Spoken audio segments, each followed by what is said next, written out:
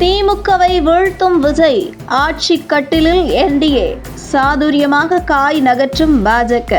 தமிழக அரசியல் களத்திற்கு விஜயின் வருகை தீவிரமான விவாதங்களை ஏற்படுத்தி வரும் நிலையில் பல கருத்து கணிப்புகள் குறிப்பிடத்தக்க தகவல்களை வெளியிட்டுள்ளன.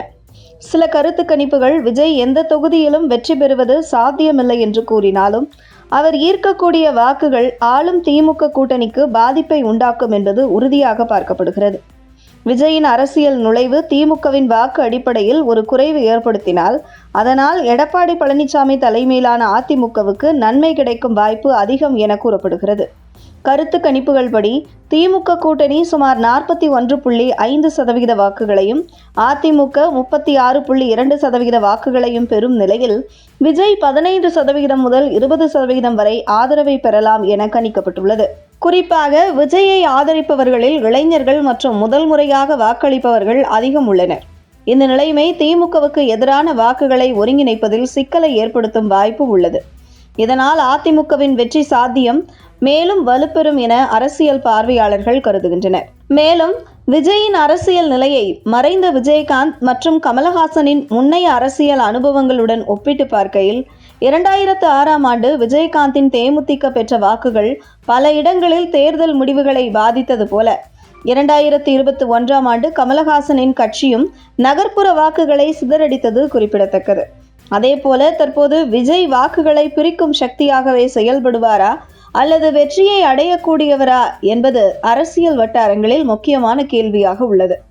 இதற்கிடையில் எடப்பாடி பழனிசாமி இந்த சூழ்நிலையை திறமையாக பயன்படுத்தி பாஜக, பாமக, அமமுக போன்ற கட்சிகளுடன் இணைந்த கூட்டணி அதிமுகவிற்கு வலுவான நிலையை உருவாக்கியுள்ளது.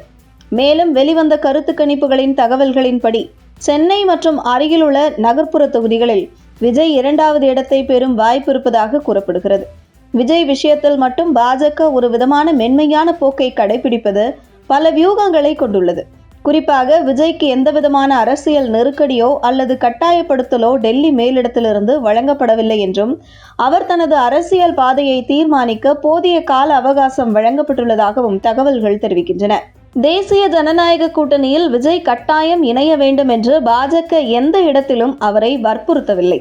விஜய் வந்தால் மகிழ்ச்சி, வராவிட்டாலும் பரவாயில்லை என்ற ஒரு திறந்த மனநிலையுடன் பாஜக தலைமை அணுகியிருக்கிறது. விஜயின் அரசியல் வருகை என்பது திமுகவின் வாக்கு வங்கியில் ஒரு மிகப்பெரிய ஓட்டையை ஏற்படுத்தும் என்று பாஜக கணிப்பதால் அவரை தொந்தரவு செய்யாமல் ஒரு சுதந்திரமான அரசியல் தலைவராக செயல்பட விடுவதே தங்களுக்கு லாபம் என அவர்கள் கருதுகின்றனர். மொத்தத்தில் 2026 தேர்தல் 3 முனை போட்டியாக இருந்தாலும் அதன் மைய போட்டி திமுக மற்றும் அதிமுக இடையேயே நடைபெறும் என பார்க்கப்படுகிறது.